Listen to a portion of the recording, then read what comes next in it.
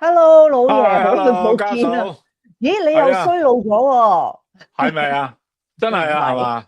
唔係喎，唉，我反而真真係幾係覺得你驚啊！精神咗喎。唔係啊，我差咗啊？點解咧？我話俾你聽點解差咗嗯咧？先嗯，講啦，我哋咧其實對上一次節目咧，其實係6月噶啦，知唔知啊？哇，係唉，啊，生日就前，係我成個暑假咧，就係我哋就冇辦法可以有交集嘅時間。點解衰老咗咧？其實咧就係因為咧最主要嘅原因咧係嗰個，我覺得啊係因為咧嗰嗯個我之前啊暑假前嗰個節奏咧就打破咗我。暑假嘅時候咧就有好多嘅活動啊，就變咗咧，其實嗰個 routine 冇咗啊。個 routine 一冇咗之後咧，其實咧就個人咧就冇咗個 discipline 啊，冇咗 discipline 包括咧就係運動啊，食 supplement 啊嗰啲嘢咧就嗯，斷斷續續咁。咁所以咧，我最近都發覺自己嗰個即係狀態咧係比我6月嘅時候同你做即係嗰集節目咧係差咗啲嘅。都話你需要我噶啦，唉，梗係啦，所以你唔好放棄我你啦，你。你又走去同啲後生仔玩，又唔夠玩，你要同我啲徐娘半老，哎呀，咦，啊，我哋姓徐同埋姓梁嘅喎，我哋兩個都半係喎，點解個老節目叫徐喎。娘半老咧？真係係咯，唉，真唔識玩食字諗下啦。添。係，喂，好啊，多謝好多朋友咧，book 住我哋開 live 咧，係有翻嚟等我哋噶，多謝你哋啊！譬如我已經見到，譬如 Shino 啦，Shino 真係最支持係啦，一早入嚟霸咗位啦。咁啊，Jojo 啦，Hello Jojo，阿 Pear 啦，Ivan 啦，哇，呢啲都係即係非常之忠實。咁我哋係，會我哋又 resume 我哋嘅節目啦。嚴格嚟講，我哋可以當係第三個 seasons 嘅。記唔記得我哋第一個 season 係講呢個健康長壽，係咪啊？係，跟住第二個咧，跟住咧，我哋第二係講咩啊？我哋講地中海飲食，即係為我都未實現主啦。喎。你未實現啊？唔係啊，你個早餐、午餐都好地中海飲食噶咯唔係，我以為話你話我哋一齊去搞個喎。地中海哦，旅行團係噶嘛？嗰啊，陣時，未啊，未阿阿實現啊，阿 Yami 啊嗰啲已經問咗我哋成年時間幾時係咯。搞啊？係啦，我哋真係成日辜負人。今年嘅暑假就一嚟阿老徐就去玩啦嚇，即係同班後生仔去玩啦。咁我咧就因為阿女畢業，所以我其實我係嚟咗歐洲嘅，同你咫尺天涯。唔係嗰次就係啦，即係咧阿子珊嚟到英國咧，我又去咗法國啊。法國係啦，法國北部啊咁啊，所以咧係啊，就，喂，你幾時再嚟英國咧？咁哇！我上次去嚟完之後咧，我真心覺得攰。即係真哦，係好攰，咁嗱，因為其實你知道我唔係英國即係唔係英國嘅時間，我都成日飛嚟飛去嘅。咁每一次嘅飛咧，其實都真係幾攰嘅。咁英國咧，我就諗住我女又搬屋啦，因為佢係啦，佢即係嗰啲租約完咧，佢又搬屋。咁佢今次想 stable 啲嘅啦，搬屋。咁我就等佢搬定咗，我又怕凍喎，所以我估計啊，你哦，問我幾時會再嚟英國咧？可能係春天咯，可能係有咁係啊，咁就要唔好咁凍嘅時候，5、6月打後咯，就係五六月五六月打後咯。打後啊，五六月就啊，夏天㗎啦。我可能春天都可以哦，嚟下嘅，春天，OK。大約在春季。咁嗱，你講真，你唔係真係衰老咗嘅，我覺得 OK 嘅。不過咧，頭先講話即係一啲健康習慣嚇嘅 routine 去建立咧，都要持之以恆嘅。咁就我覺得呢一方面咧，女人會堅持過男人嘅，即係女人乜當然嘢都，女人乜嘢我都覺得係比起男人嚟講都係堅持堅毅好啲嘅，多，堅毅係啊，堅毅啲嘅真係。好多。係真係女呢個可能人係呢個可能係同你嘅腦部結構有關係嘅。可能係，同埋即係可啊，能個目標比男性更加明確啊！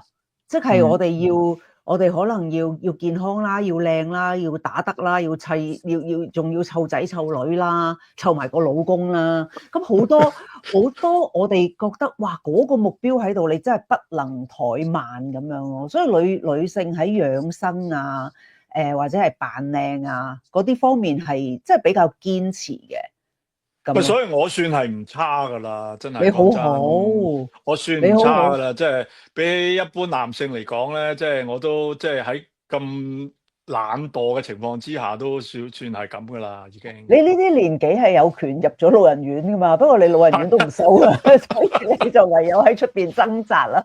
老人院唔收我，係老人院都唔收你，唯有喺出邊苦苦掙扎。喂，而家啲退休係咩青年退休計劃㗎？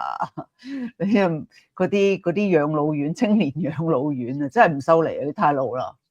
我太老啦嘛。哦，係啊，而家真係係咯，有即係另一個世界另一端啊，係青年退休計劃，哇！真係嚇死人。我呢啲情況真係唯有對老婆好啲啦，咁就一定要啦。嗱，你呢個真係醒啊！即係人生裏面真係最叻嘅投資同埋打算，就係娶一個好嘅老婆，俾你剛剛就細10零年，哇！咁佢就湊大啲仔女就湊埋你。嗰陣時咧，老人院唔收你嘛，所以佢嗱，我呢啲咧，你咁講咧，就好似我處心積慮啊，好有計謀啊，冇嘅。我呢個人咧，即係嗰種非常之隨波逐流嘅，即係咧個形勢帶住我去嘅，所以應該照計咧就係我上一世做得好事多，咁啊，所以今世咧就係啦，咁啊識到好朋友啊，識到個好老婆啊咁樣啦，係啊，真係好命。咁啊，係啦，咁我哋今日咧就 resume 我哋嘅第3季，我哋當係第3季啊。我哋有個新形式喎，好中意我哋諗呢個新啲嘅形式。嗱，老徐就做開雜誌嘅，咁咧我哋而家咧即係譬如我啦，平時去吸收資訊啊、吸收知識咧，都好雜誌式啊。即係我又唔想講碎片化，因為有啲好我哋覺得有興趣嘅問題，我同你都會係深究一下嗰啲人嚟嘅。咁唔係真係話太過碎片化啦，但係咧好雜誌式，即係有一啲主題我哋去 follow。咁可能每一次我哋傾偈都有一啲新嘅主題係好從一啲表面嗰度可以引發一啲深刻啲嘅諗法咁樣。咁我哋就想做一個好似 Happy Magazine 咁樣。我哋就有一啲每一次我哋會有1、2個或者3個主題去講，咁啊講一講喺後邊仲引發啲咩話題啊，引發起一啲咩嘅討論啊、現象啊咁樣，我哋就用呢個形式去進行我哋嘅第3個 season， 好嘛？好嗱，老徐咧就係叫做新聞界嘅老行專啦，即係以我而家咁嘅年紀啊，就可以稱為老行專啦。咁樣就其實咧，我哋做新聞嘅就知道啦。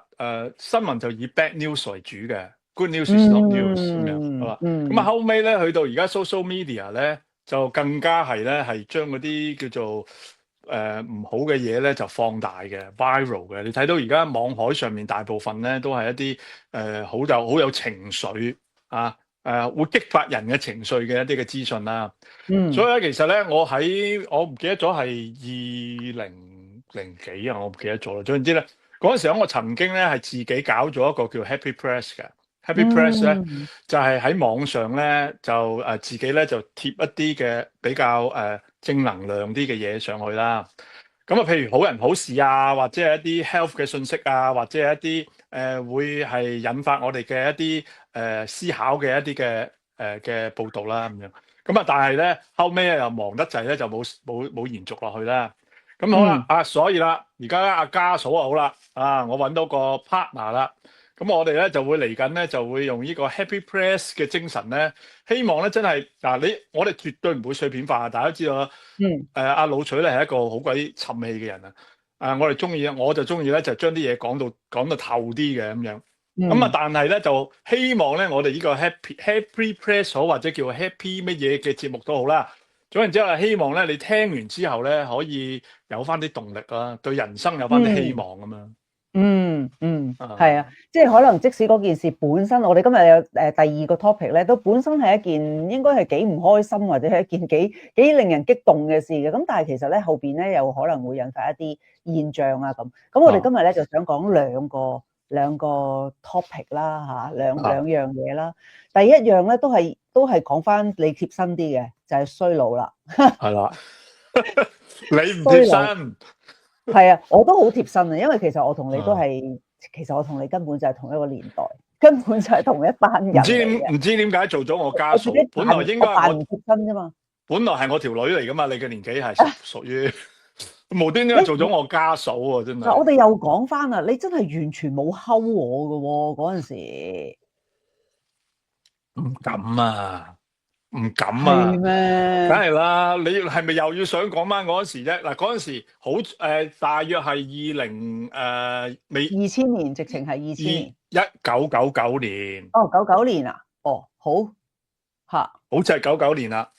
咁咧就嗰陣時候咧就阿子生咧就係才女啊，又填詞啊，又寫好多本書啊。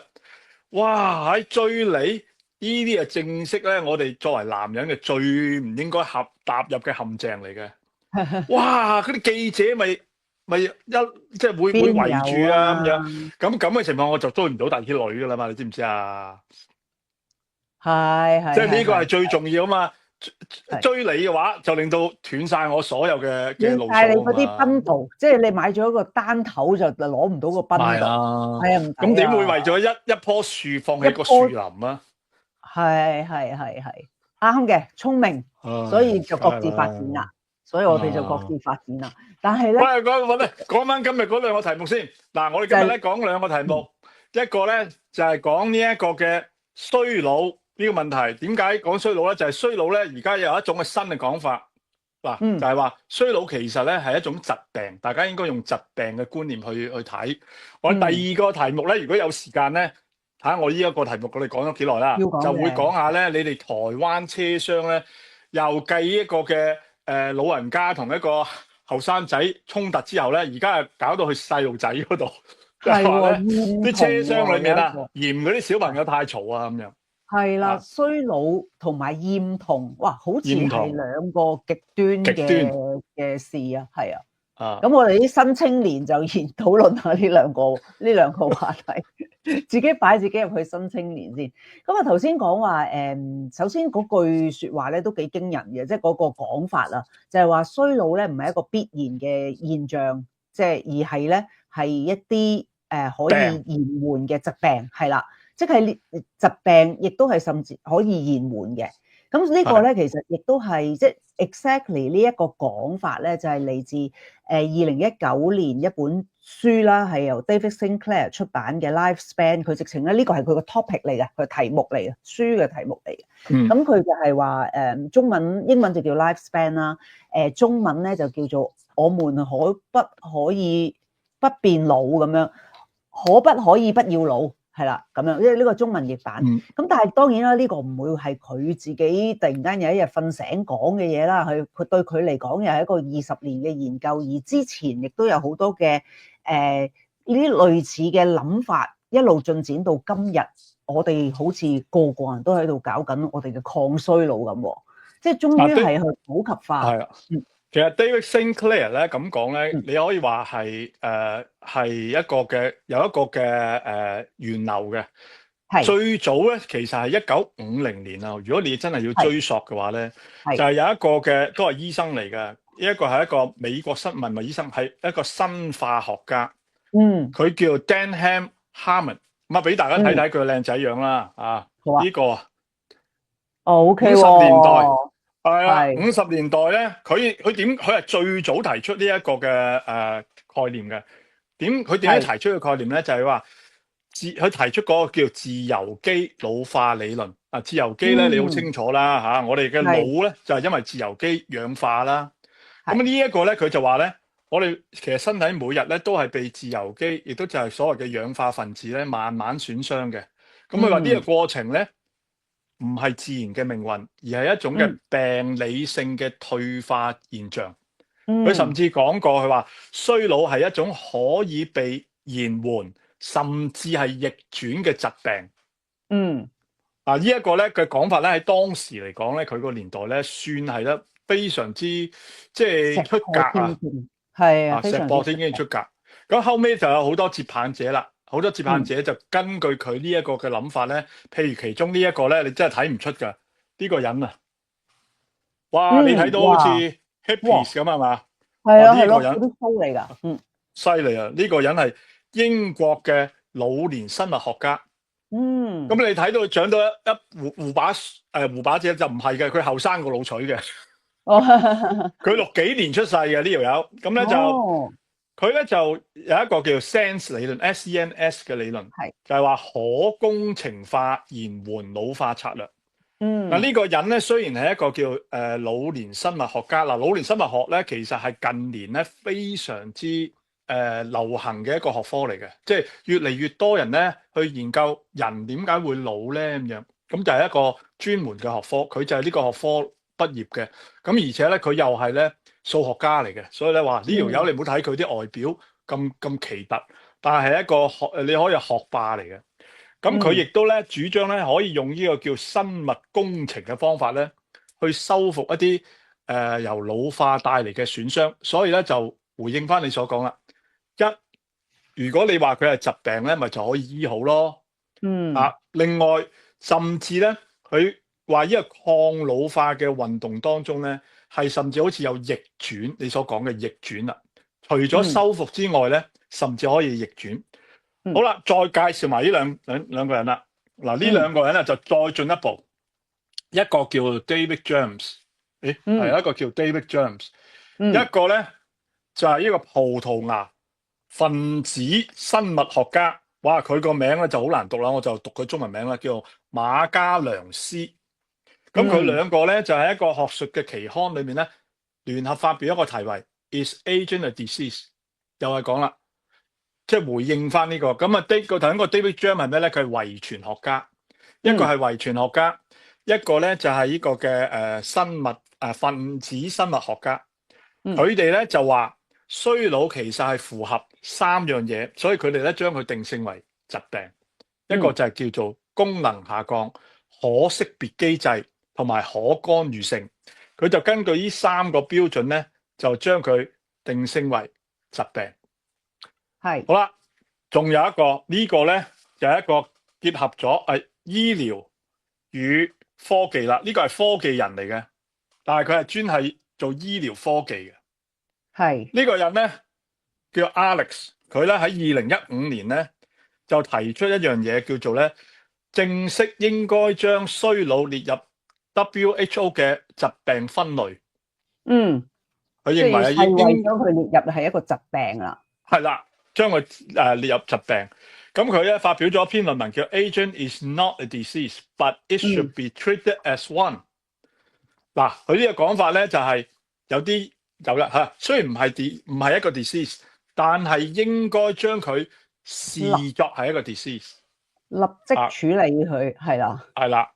咁啊大致啦，嗱頭先我係咁以簡單嚟講個時間性咧，就係你睇到由1950年代至到而家咧。呢個2015年最新就由 Alex 咧就提出建議 WHO 咧將衰老列入呢個疾病分類咁樣。咁啊去到2019年啦，咁啊2019年嗱15年之後咧9年啦，咁啊呢一位叫 David Sinclair 呢一位哈佛大學嘅終身教授咧，咁佢其實係一個佢都唔係一個醫生嚟嘅，佢係一個睇下先，佢正式個 title 係一陣間睇下佢係咩學家，我一陣間揾翻先。佢咧都係佢最 focus 咧係啦，佢大我一年，佢大我一年，佢係67年出世嘅。咁咧佢咧就係佢就係主力咧咁多年嚟咧，佢就係研究呢個長壽啊。咁所以咧而家其實有一個直情叫長壽嘅科學嘅。即係我哋而家講緊延緩衰老啊、對抗衰老嗰啲咧，係一種新嘅長壽科學。嗱，我哋諗下，我哋自己嘅行為先。如果我哋又去統計下嚇，我哋一年咧睇醫生係俾幾多錢嘅？一年咧食 supplements 或者呢一類嘅健康管理嘅延緩衰老嘅健康管理，我哋係使幾多錢嘅話咧？其實我諗好多人都會覺得，哇！我冇理由我用喺supplements 或者係健康管理嘅錢啊，或者你見營養師嘅錢，冇理由要多過我睇醫生㗎喎。因為我哋有一種諗法就係覺得，哇！睇醫生係必須啊，因為我都病到埋嚟啦，我一定要醫好佢㗎嘛，係咪？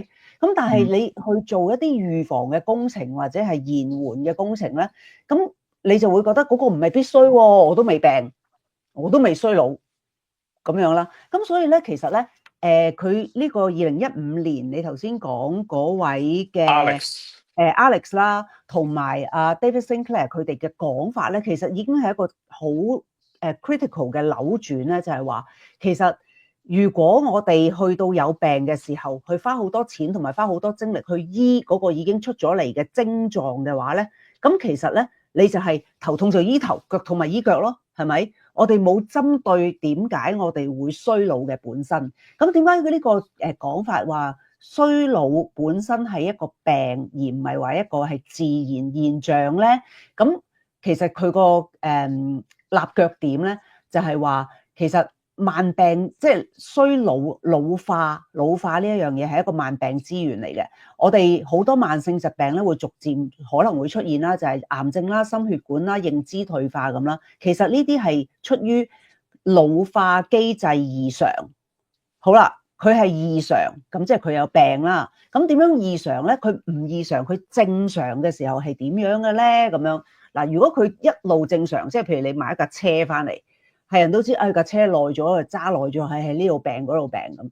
但係喺佢最新嘅時候，全新嘅時候，佢係正常運作噶嘛，係咪？如果呢個正常運作一路都保持，而冇一啲外來嘅因素令到佢衰老嘅話咧，其實佢一路正常就唔會有老化嘅異常啦。好啦，咁咩叫正常咧？原來即係 David Sinclair 嘅，其實佢嘅研究咧，佢話佢做咗20年嘅，喺出呢本書之前。都係關於長壽啦、延長壽命呢個題目嗰度啦。佢話最重要咧，其實係要有一個諗法，知道我哋生存咧嗰啲細胞咧係有一個佢正常嘅生存回路啊，即係佢有一個機制嘅，佢個機制一路運行一路運行。你唔擺粒石入去棘住佢咧，佢係會一路咁樣運行一路咁樣運行嘅。咁佢正常運行咧，你就唔會30歲或者40歲或者50歲或者60歲就突然間有衰老啦。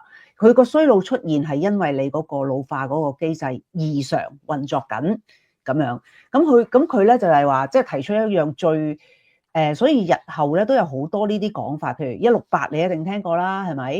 即係呢一類啦。其實咧佢就係話我哋啲細胞咧其實有一種嘅逆境嘅生存回路啊。即係話我哋天生咧就係你凍嘅時候你會頂得住啲嘅，你冇嘢食你又會要去 strong 啲去面對呢個情況嘅。但係如果人類已經成日都唔使喐，又唔使肚餓，又唔使捱凍，你個人根本好舒服，你啲細胞就會開始失去咗一啲佢正常需要運作，即係醒啊嗰種，佢唔醒啊，佢變咗慢慢登慢咗咁樣。咁所以咧佢就覺得咦，其實我哋可以有一啲嘅方法去除咗呢一啲即係我哋習慣上嘅方法之外咧，佢亦都研發出咧我哋嗰啲細胞咧，如果佢哋嗰個信息一路係不間斷係合理咁樣運作嘅話咧，咁亦都即係話我哋嘅 NAD 增加就係同個端粒體有關啦。咁咧就可以你嗰個老化嗰個情況係會唔出現嘅，佢一路繼續咁樣碌，繼續咁樣碌，而係冇慢到或者冇異常運作啦咁樣。咁呢個其實就係佢嘅發現，所以衍生到咧後來咧我哋有好多喺生物即係 biochemical 方面啦嚇，有 NMN 嘅出現啦，有好多人 buy 啦，有啲人又覺得未可以接受啦，有啲人覺得太新啦。咁亦都有要我哋168嘅講法啦，即係食飯啊、食嘢啊、斷食啊，你有時要餓下自己，等佢個機制去 keep 住運轉啦。要運動啦，同埋要呢一個運動、睡眠、食嘢，同埋唔好咁暖啊，係啦，睡眠啊，係啊，凍啲就好啲睡眠咁樣嘅。咁類似啦，嗱，當然我嘅講法就係一個好 layman 同埋好簡單嘅講法。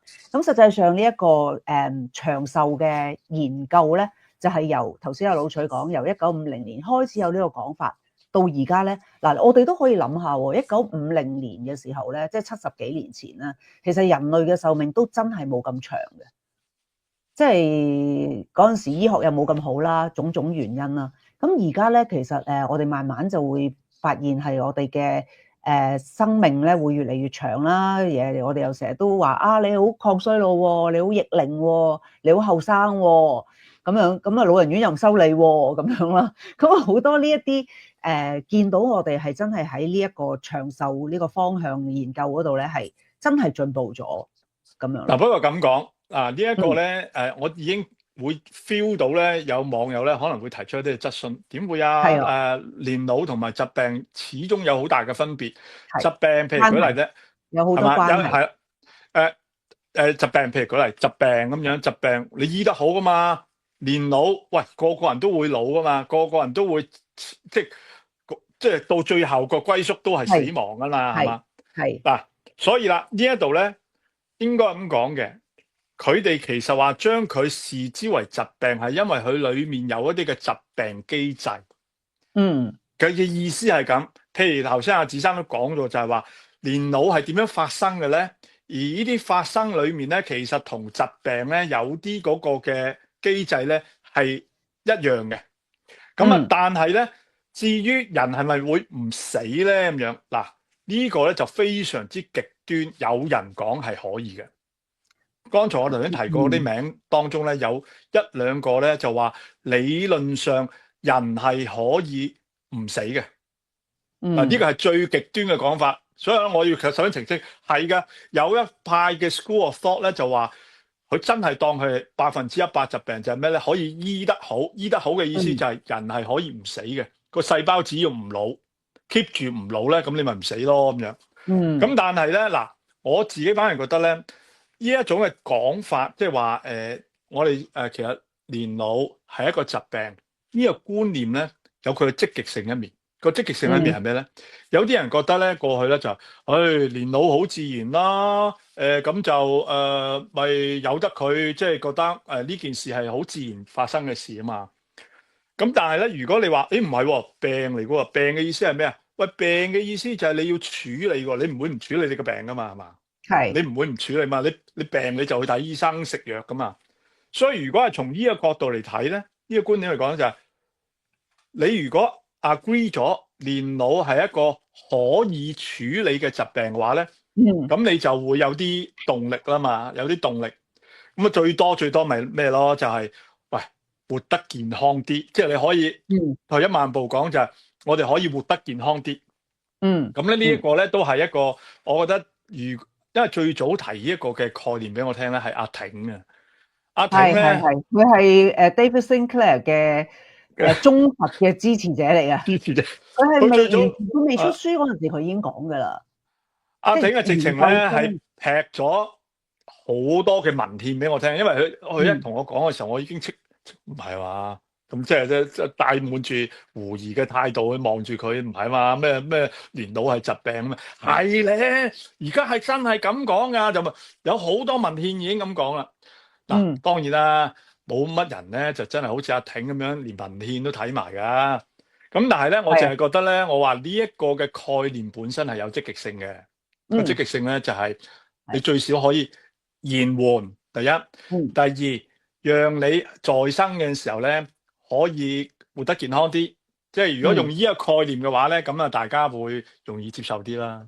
咁咧嗱，即係最新，即係大部分咧都唔係話覺得係可以永生嘅。咁啊，尤其是譬如 David Sinclair 佢都係強調唔係永生啦。但係佢有個大膽嘅 prediction 喎，佢話去到2035年咧就已經可以有一啲藥咧係可以令人逆齡嘅，即係有一啲嘅產品嚇或者藥啦發明出嚟咧。係可以令人哋逆齡，即係譬如你今日望落去似70歲，或者你今日嘅身體年齡係70歲，咁咧佢可以你即係服用咗嗰啲藥物啦嚇，咁之後咧就會變成可能得返50歲，或者係即係連埋身體年齡同埋所有嘅機能咁樣啦。咁佢話佢大膽估計咧，2035年咧已經有呢一種嘅逆齡嘅一啲嘅 medication 咁樣啦。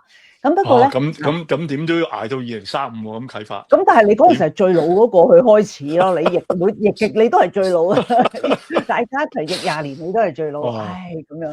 咁不過咧，我覺得更加深思嘅一層咧，即係大家都喺度延長啊、延緩衰老啊，種種之餘啦，無論追求外表、追求健康啦，我哋都要諗一個問題，就係亦都係有呢一個長壽嘅科學出現咗之後咧，大家要諗嘅就係話，成個社會或者成個地球咧，如何承受當人嘅生命啊都長到去115至120歲嘅時候，其實社會係會點樣嘅咧？咁樣即係個社會要點樣去做預備咧？咁樣咯。咁呢個係一個大家要諗嘅問題。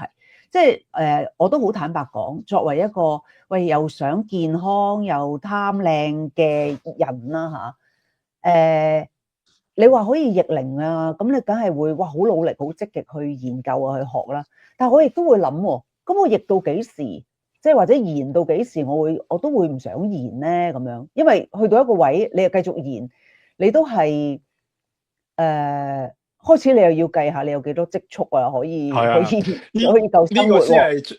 呢個先係最現實嘅問題啊！而家已經出現㗎啦，即係就算咧你冇乜好似阿老徐同埋阿志生咁講嘅呢種health concern 都好啦。而家人嘅年齡咧係傾向長壽嘅，因為醫療嗰個嘅好即係先進啦。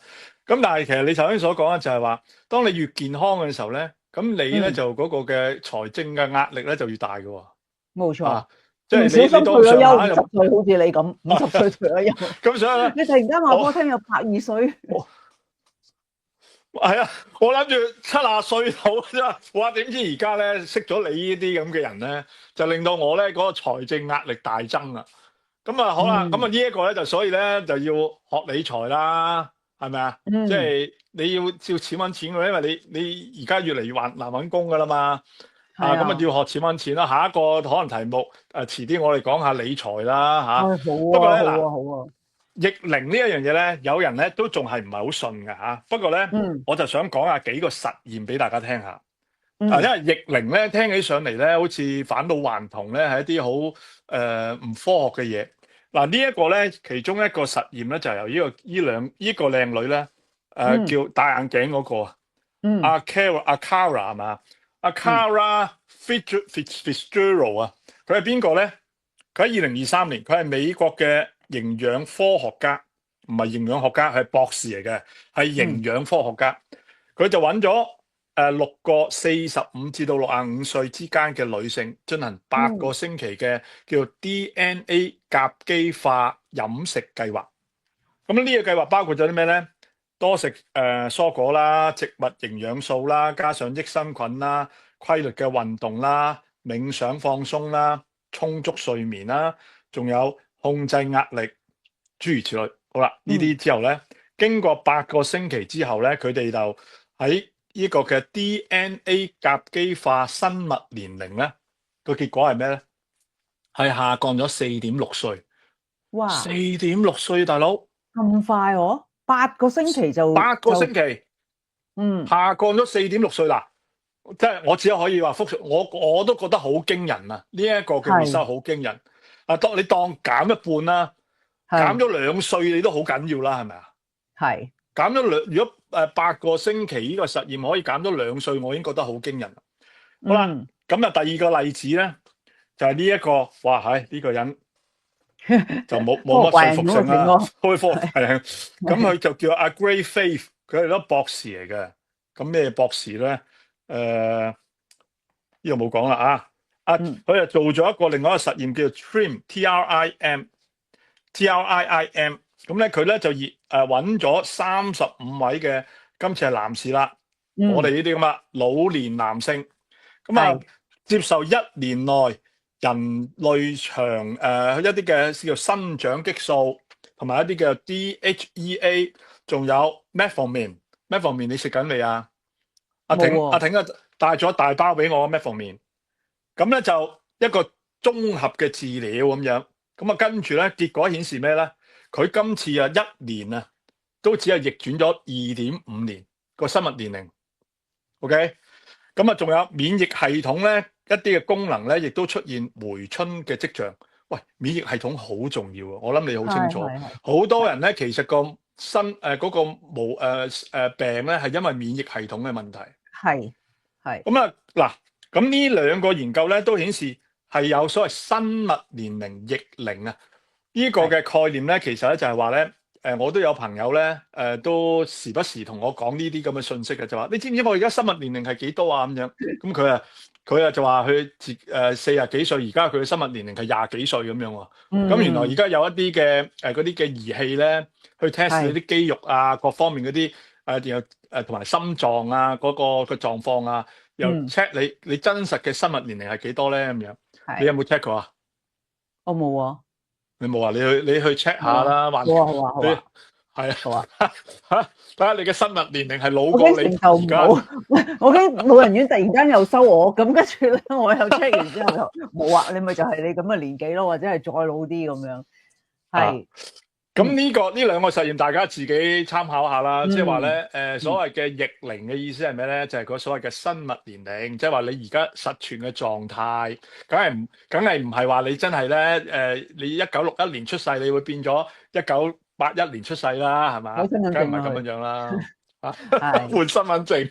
係換身份證。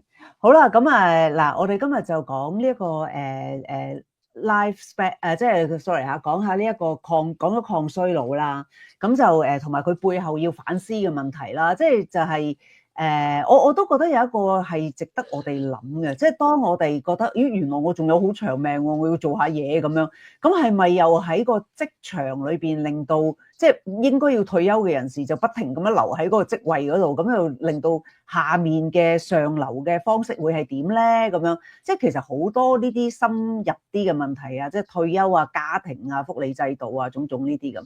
咁我哋有機會就再講下呢一啲其他嘅層面啦嚇。咁咧跟住落嚟咧，我要介紹下產品啦。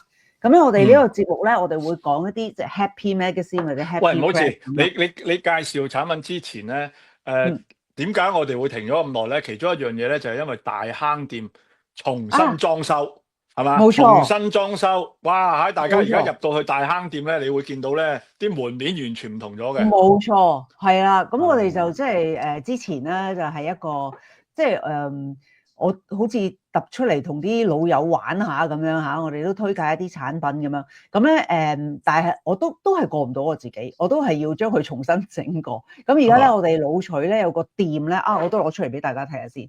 老取個店咧就好靚嘅而家。咁明天趙博都會喺我度開店喎。哦，係啊。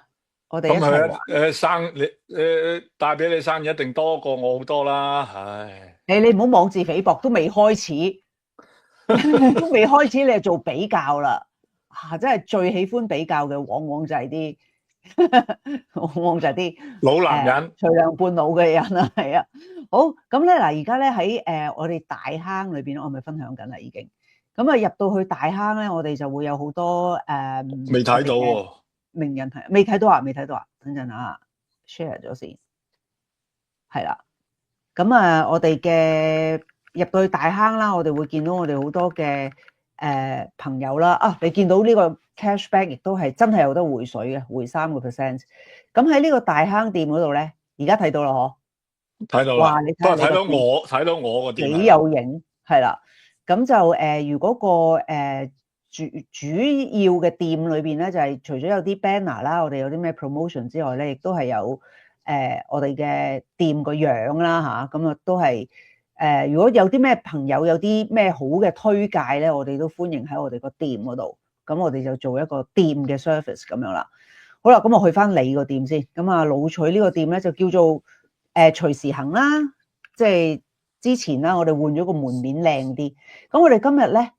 我要推介嘅兩樣產品咧，都同我哋頭先講嘅嘢有關嘅。去翻我哋呢度先。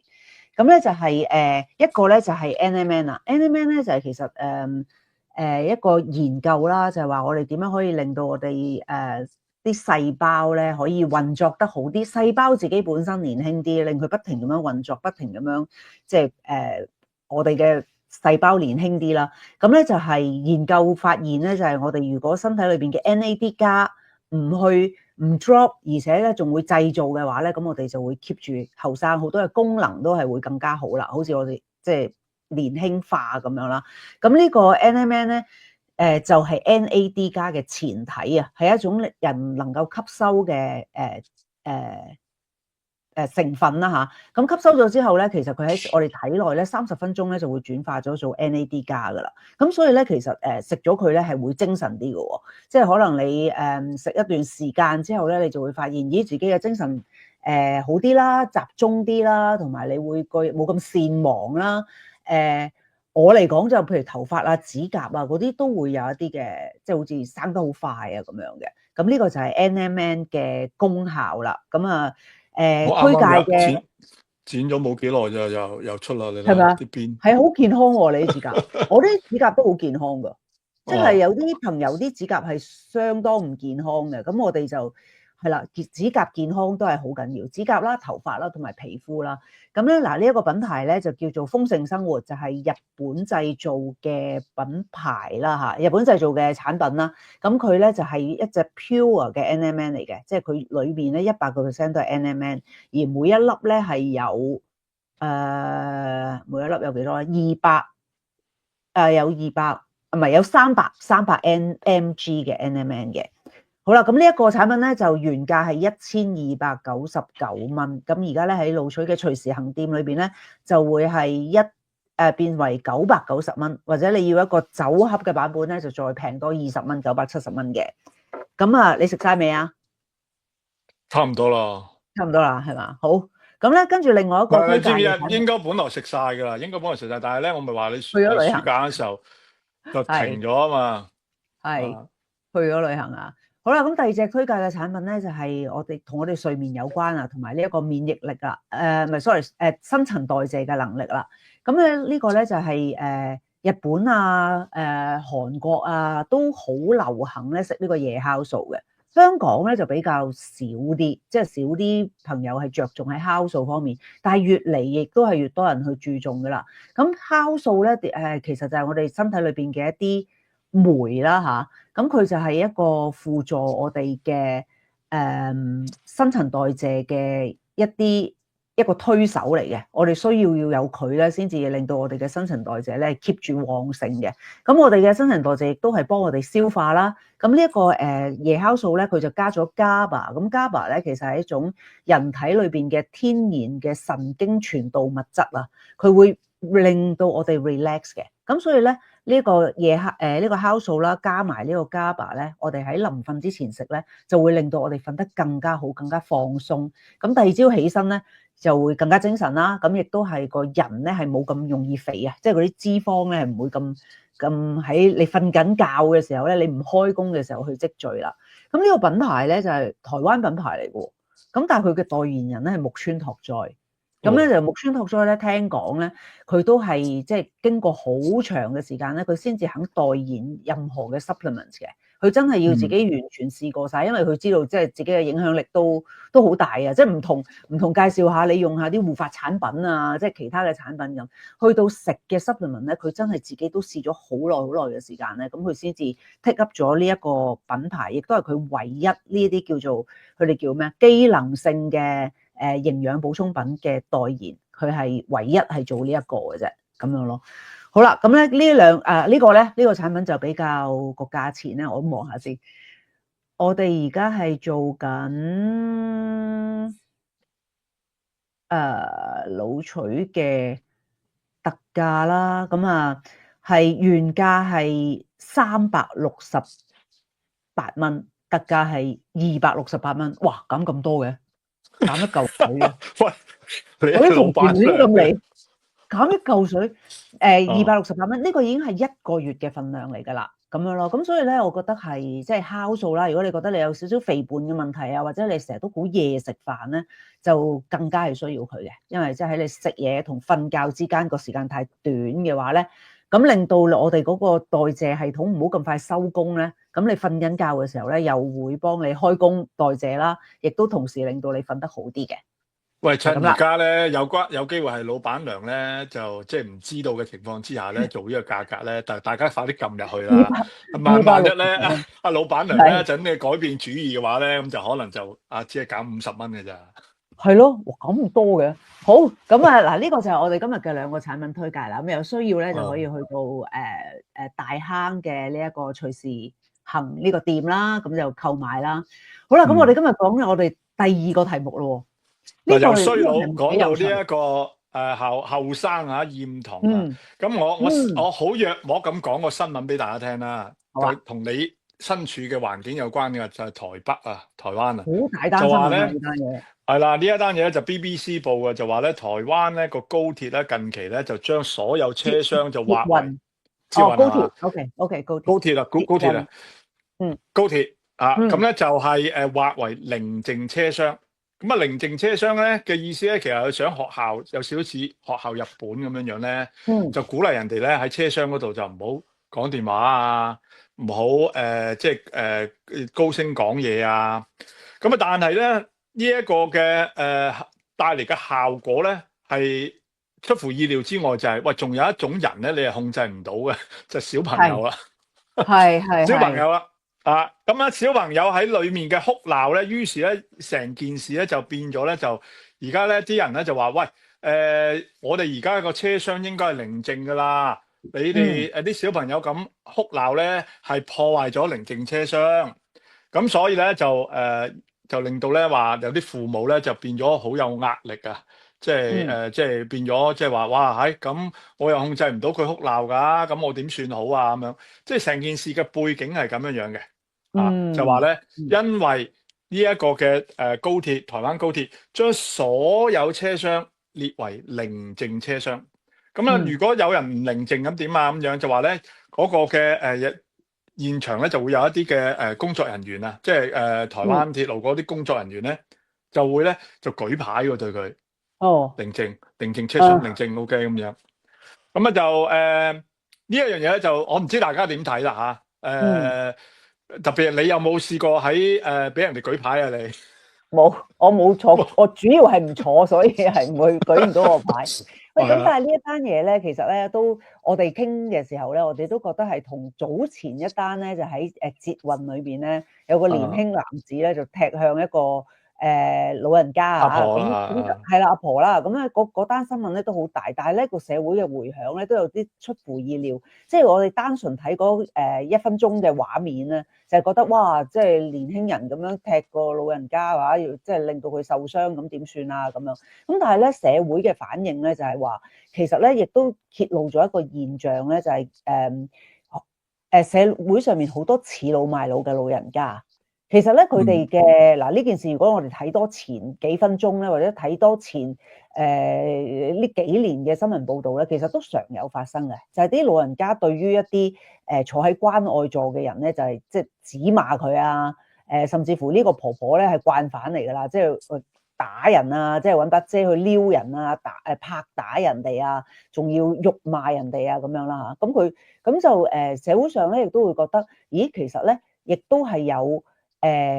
老人家啊，好憎年輕人，又或者係年輕人又唔對老人家嗰個包容又唔夠多咁樣，咁就即係其實亦都加埋咧，你講呢個厭童嘅現象啦，咁就喺即係社會上咧，就係發現咧，其實係有好多原因去導致咁樣嘅喎。咁嗱，我講翻台灣嘅情況先啦。其實台灣咧係相對係接近日本嘅。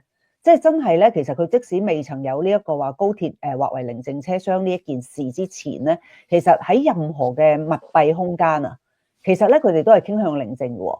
我記得咧喺我啱啱搬嚟台灣即係住嘅時候咧，第一樣嘢我覺得，咦咁嘅咁就係咧，佢哋嗰陣時係 Covid 嘅期間啦，咁嗰啲 lift 咧，嗰啲大廈嗰啲 lift 咧都唔細嘅，都係正常大，可以裝10幾人嗰啲啦。但係咧，佢哋咧都係一般咧都係4個人之後咧，第5個人就會唔入去噶啦，自動自覺嚇。即係佢哋覺得4個人你都霸佔咗4個角啦，係咪？即係我企喺中間就好似同大家都好近咁。另外咧就喺個 lift 裏邊咧係唔講嘢噶。即係如果有人咧喺個 lift 度講嘢咧，係令人極度厭惡啦。即係佢哋會首先個眼神就會望下咧，喂，你講嘢你有冇戴口罩㗎？喺一個咁密閉嘅空間裏邊，你講嘢咁。咁但係就算你有口罩咧，都破壞咗寧靜。所以佢哋覺得咧喺 lift 裏邊咧，電梯裏邊咧係唔應該交談嘅。有乜嘢咧，你出 lift 先講咁樣啦嚇。即係如果喺度笑啊玩啊，咁啊更加唔能夠接受啦。咁後來啦，我啊真係去搭公車喎。咁其實咧，亦都係就算冇呢啲嘅設備，即係設施啊，或者係特別嘅標示咧，其實都係寧靜車廂嚟嘅。即係台灣嘅巴士咧上面係冇人講嘢㗎，係唔講嘢，隔離嗰個都唔講嘅。咁咧就係即係覺得講嘢就好打擾人啦，同埋即係好侵佔人哋個空間咁樣。佢哋都係傾向寧靜嘅喎。同埋咧嗱，我唔知呢個喺香港或者喺英國有冇，我冇留意。但係咧，我喺台灣咧成日叫車啊，叫車咧有個選擇咧係揀寧靜車廂嘅喎。即係話咧，其實呢一個係佢哋好注意嘅事情，就係即係二選其一嘅啫。即係如果你係覺得呢樣嘢係冇嘢嘅喺車裏邊交談，其實你亦都已經破壞咗寧靜咯。咁所以呢一個咧，似乎係即係雖然佢哋而家係將佢做一個規例啦嚇，或者劃咗區啦，但係其實呢件事咧喺個社會上面已經係頗為大家都頗接受嘅咁咯。咁呢個咧，我覺得咧係即係其中一個 argument 咧，睇呢篇文章裏面，其中一個 argument 咧就覺得當然啦係就話呢個台灣高鐵嗰度咧安排得唔夠周全啊。先至會有呢一種咁嘅衝突，即係話啲小朋友喊啊、哭喊啊。頭先你講嘅其中一個解決辦法，咪整一啲可能唔係全線嘅寧靜車廂咯。如果你全線寧靜車廂，你可能係咪要整啲叫親子車廂啊？或者係總言之要有一啲嘅特殊情況，你係可以令到佢嗰個有關嘅人咧係都可以 accommodate 到嘅。不過咧。我反而覺得你頭先講嗰點咧，就係有人曾經提出過就話，其實日本咧冇寧靜車廂，佢話即係咧大體上冇，因為呢個係文化嚟嘅。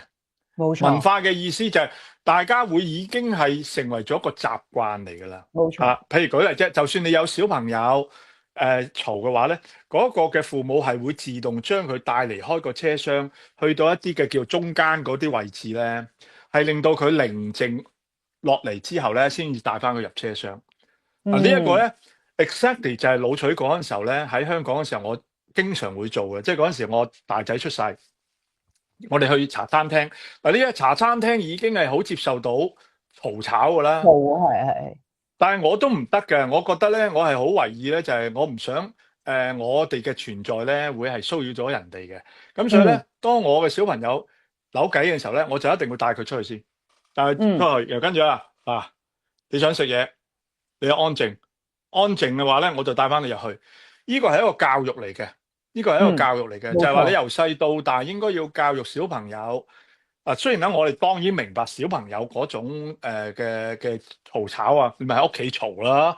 你要咧係要俾佢知道喺公眾場合當中佢有一定嘅 behaviour 嘅 code，由細到大你要訓練佢。呢一個咧就係日本同德國係做得非常成功嘅。冇錯，非常成功㗎。咁呢個咧就係我覺得咧就係話由呢件事，我覺得點解厭童咧？嗱，我喺英國咧，我就真係幾厭童㗎。我喺英國嘅話，因為啲大人其實我唔係厭童，我係厭嗰啲嘅 parent 啊。即係話咧，佢哋咧係真係呢個亦都係可能佢嘅文化啦嚇。只可以咁講，英國嘅文化咧喺呢一方面咧，我係唔欣賞嘅。佢哋冇乜嗰個嘅公共領域嘅道德㗎，我自己覺得喺咖啡廳又好嘈，喺火車站好嘈，啲小朋友唔止嘈，仲碌地沙喺度玩啊，諸如此類咁嘅。咁但係咧，佢哋多數咧，佢哋嘅概念係咩咧？小朋友係咁嘅，小朋友係咁嘅，佢係小朋友嚟㗎嘛咁樣。喂，你嘅小朋友唔代表可以喺公共領域當中騷擾到其他人㗎嘛？即係呢個我嘅理念啦嚇。鬼唔知小朋友係咁咩？咁你夠可以話殺人犯係咁啦，即係唔可以咁樣樣㗎嘛。即係唔係話佢係咁，咁你就覺得呢個係一個合乎道德嘅事啊嘛，特別係喺叫公共道德嗰方面啊嘛。所以咧，我自己覺得咧就係話呢個咧歸根究底都係一個文化個素養問題啦。其實亦都係兩方面互相培養嘅，即係當你譬如話你喺嗱，我哋諗翻自己嘅行為啊，我哋可能喺香港嘅港鐵咧會好嘈，同個 friend 喺度傾偈喺度笑咁樣講嘢好大聲，但係可能我哋自己去到日本旅行嘅時候，見到成個車廂都咁靜，你都會按耐一下，即係你都會檢點一下嘅。咁所以咧，其實一啲譬如喺台灣啊或者係日本啊呢啲佢注重寧靜呢一個，即係唔好即係騷擾他人嘅呢件事啊。佢既然佢注重咧喺呢度生活嘅人咧，佢亦都會被社會教翻佢轉頭，去令到佢覺佢自己都唔想係會係好尷尬啊，或者俾人歧視噶嘛。咁所以咧，其實亦都係你越係嗰度嘅人越係寧靜，越係呢個社會亦都整體去教育翻個細路仔咁樣咯。嗱，不過我又想講一樣嘢喎，我哋諗翻自己嘅行為啊，我哋咧有一種基本上喺基因裏邊嘅厭童㗎。咁咧，例如譬如你話搭飛機。我哋都會咧，你一定有朋友同你講過，我搭飛機啊，前面有個細路啊，嗰個面口啦，嗰個語氣啦，同埋前邊有個細路呢件事本身，佢已經係覺得大鑊啦，好煩啊，我真係唔好彩啦咁樣嘅，即係我哋會基本上就係會有一個咁樣嘅基礎先嘅，就係因為佢。就算佢嘅 behavior 幾好啦嚇，但係搭飛機就可能佢會唔舒服啊，有氣壓啊，有壓力啊，或者係去唔到廁所啊，佢要去廁所嘅時候佢要綁安全帶啊，種種原因你又真係有機會喺個機艙裏邊有個小朋友嘈，然之後大家都冇辦法。但係基本上除咗呢啲情況之下咧，我哋都係唔 encourage 小朋友嘈噶嘛。即係除咗佢不得已喺度大叫，我哋要去理解之外，但係其他嘅情況之下，唔係話喂佢唔嘈，你仲去嬲佢同佢玩啊，特登去同佢大聲呼叫啊，特登係叫佢喂你唔好聽耳筒啦，阿仔啊，你就咁播出嚟啦咁，咁呢啲就唔得啦。咁但係人嘅厭童咧。你頭先講一樣嘢咧，又突然間刺激起我諗起，其實咧我做咗少少 research 啦，喺歐美社會同埋亞洲社會裏邊，即係邊度有啲比較厭童嘅情況咧？咁正咧，你頭先話寧靜咧，喺德國同埋日本方面係做得特別好啊嘛。咁但係咧，其實日本同埋德國係最厭童，即係根據呢個研究啊，最厭童嘅地方喎。咁於是咧就相輔相成啦，因為周圍嘅人都會一見到個小朋友，好似我哋搭飛機咁，哇！前面有個小朋友啊，喺餐廳度有小朋友啊，攞高凳啊咁，你已經周圍啲人咁嘅樣嘅時候咧，就導致啲家長咧唔帶小朋友出街，減少帶小朋友去搭公共交通工具，或者即係同佢去公園玩，但係喂要去食飯要搭車啊，就唔同佢去啦。咁你都發現喎，其實日本嘅餐廳真係冇小朋友喎。唔係因為佢特別寧靜，係真係冇小朋友。日本嘅小朋友係較少，即係出街啊，阿媽又拖住即係幾架車帶住幾件啊，咁係好少嘅。咁呢個亦都同成個社會嘅結構有啲關係嘅。咁好得意啊！即係呢一件事，即係我一路 research 嘅時候咧，就係其實有好多心理因素啦。即係而家社會整體全世界啊，越先進嘅都市，越貴嘅都市咧，就會越厭童嘅。咁點解咧？就係細分咧，就可以分為其實因為育兒成本過高啦。咁呢個厭童嘅就變成壓力嘅象徵啦。即係話哇，養個小朋友啊，即係嗱，我哋都會講養大個小朋友啊，400萬啊，而家唔知幾多錢添啊嚇。以前李麗珊嘅時代就話400萬啊，小朋友讀書好辛苦啊，而家幾時咧就要入 PN 啊咁。即係慢慢咧，好多嘢都係associate 去有小朋友就好麻煩，同埋好大壓力，成本好高咁樣。咁於是咧，其實呢個都係一個整體，即係樓價高啦，你多個小朋友要多間房啦，咁啊整體呢一個啦，咁就令到育兒成本高咧，就係整體嘅壓力，咁咧就亦都導致大家係厭童啦。咁另外咧就係社會空間嘅壓迫啦，同埋公共場所嘅容忍度下降啊，即係其他人對於即係我個小朋友喊我都唔想嘅，我唔係一個假設啦，我唔係一個成日個小朋友都好嘈，或者鼓勵個小朋友嘈個媽，佢有掠地嘅時候，我都有去安撫佢，但係佢真係不幸地喺個機艙度喊，咁都會覺得媽咪承受好多嘅壓力啊，咁所以咧就係社會嘅唔包容啦，即係對於小朋友嘅唔包容，有你啲咁嘅人行過，哎呀咖啡店做咩有小朋友啊咁。個媽咪會有一啲壓力，咁所以呢個咧係一個少少嘅一個循環嚟嘅，咁就係社會對於帶住個兒童本身係一種壓力咯。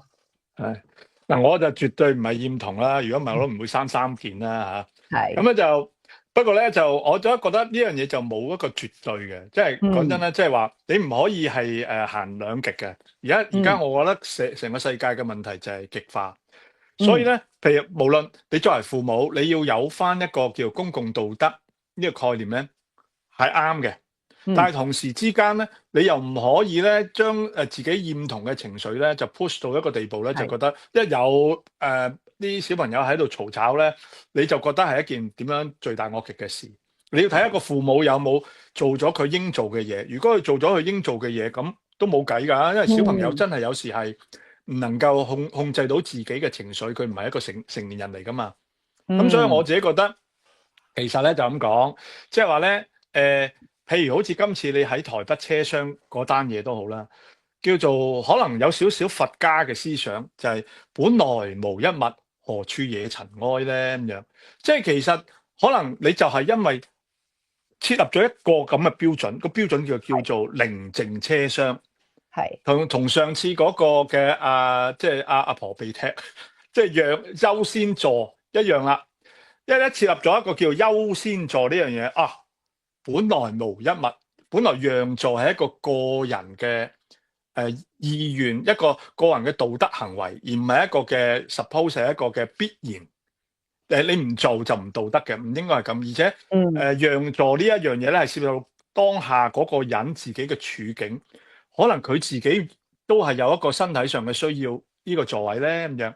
嗯所以咧就係、我覺得咧就係話其實呢個社會裏面咧好多嘢咧都應該係從咩咧？唔係從嗰個強制嘅。一嗯強制咧，即係當然有啲嘢咧，法律上面即係殺人放火梗係唔得啦。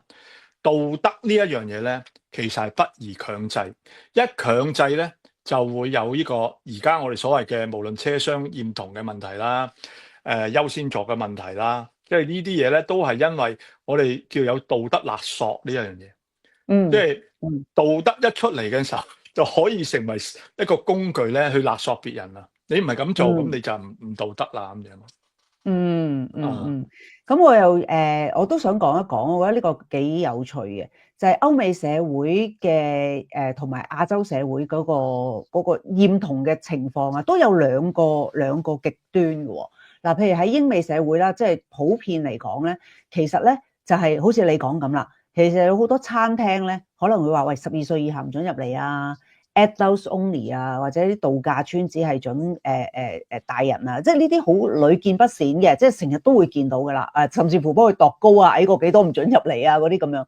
咁另外咧就係而家即係現代社會啦，成日都鼓吹，好多人會覺得唔生育係一種自由，甚至乎係一種驕傲嚟嘅，所以佢哋基本上都唔會話特別有個感同身受去覺得要好包容啊，好照顧啲小朋友，佢哋自己都唔揀將佢哋納入一個自己享受嘅範圍。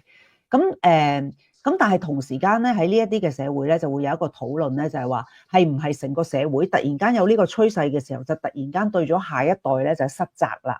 即係你對佢嘅照顧同埋包容好少啊！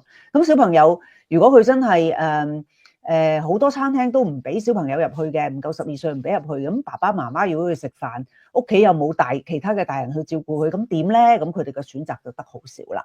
咁啊有一啲咁樣嘅討論啦。咁但係咧喺北歐咧就有另外一個睇法嘅喎。北歐嘅人咧，又包括瑞典啦、丹麥呢啲嘅地方咧，佢哋係對於育兒同埋生產咧，佢哋係極度支援嘅。例如佢哋嘅產假啦、托育啦、同埋教育啦，種種咧都係非常之便利，係大家生仔啦、產假啦、侍產假啦，嗰啲都係好高嘅，咁好高標準嘅。咁咧佢哋咧。整體咧呢一類型嘅社會咧，佢哋就會視小朋友啊，即係一個成個社會嘅下一代係一個社會嘅共同責任。於是咧，佢哋就會喺個公眾空間咧，係對兒童嘅包容度咧係極高嘅。咁就即係變咗走向兩端啦。可能一個頭先講嘅，譬如英國社會嗰種比較崇尚 adults only 嗰種嘅社會，你突然間佢去到北歐咧。佢就會覺得哇，做乜呢度啲細路仔咁樣㗎？咁樣，即係佢哋就會有。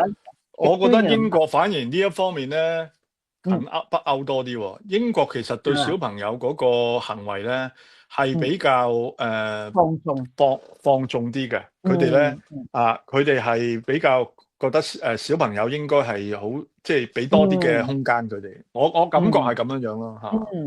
咁喺亞洲啦，咁亞洲咧就係如果中國啊華人社會咧，好多時咧係覺得小朋友唔應該喺公眾嗰度擾攘啊，或者係騷擾其他人咧，呢啲好多時都係顯示家長對孩子嘅嚴格嘅啫，即係佢個動機啊，最初嗰陣係喺呢一度。咁但係日本啦，同埋韓國咧，甚至乎台灣咧，其實咧又被稱為咧係少子地獄啊，即係話即係喺細路仔佢係絕對唔爽嘅喺嗰個社會裏邊。因為其實佢哋會係社會嘅結構壓力啦，即係種種，譬如孩子貴啦，地方少啦，另外有一個諗法都幾得意嘅，就係啲人生得越少，令到小朋友越係成為較少數啊！喂，你諗下，我哋細個嘅時候，細路就係大多數啦，係咪？一個家庭有10個8個細路嘅，得2個大人就變10個8個細路。我哋直情係 majority 啦，咁樣係嘛？你去酒樓啊，我係八公啊，係咯，你係八公啊，我係八公嘅，係我係大妹，我係大妹。咁咧就我哋以前啊，即係你去酒樓啊，兒童座啊，兒童餐具啊，都多啲啦，因為個個都好多啊嘛。而家可能覺得冇嘅喎，兒童餐冇嘅喎 ，menu 冇兒童餐嘅喎，高等冇嘅喎，媽咪你自己抱一係最好唔好嚟啦咁樣，咁就即係變咗呢一類嘅社會又推向咗另外一邊，就係我哋自己變咗大人嘅時候唔記得咗自己細路嗰陣時係點，就開始走咗去厭童嗰邊啦，令到小朋友咧因為唔生嘅機制咧，小朋友變咗極少數。喺個社會裏邊變咗極少數，咁所以就會有呢一啲嘅即係推向兩邊嘅情況咯。極少數唔係有另一個嘅可能嘅就係會放縱咩？反而即係所謂一孩政策之下咧，啲父母對佢好放縱啊，又有啲咁嘅情況可能。呢個係講緊厭童嘅人嘅眼中，佢嗰個心理因素，點解佢會好似我哋頭先講咁啊？搭飛機前邊有個小朋友都已經覺得係好唔慣啦，咁就係因為周圍好少小朋友咯，佢遇到就係一件事咁樣咯。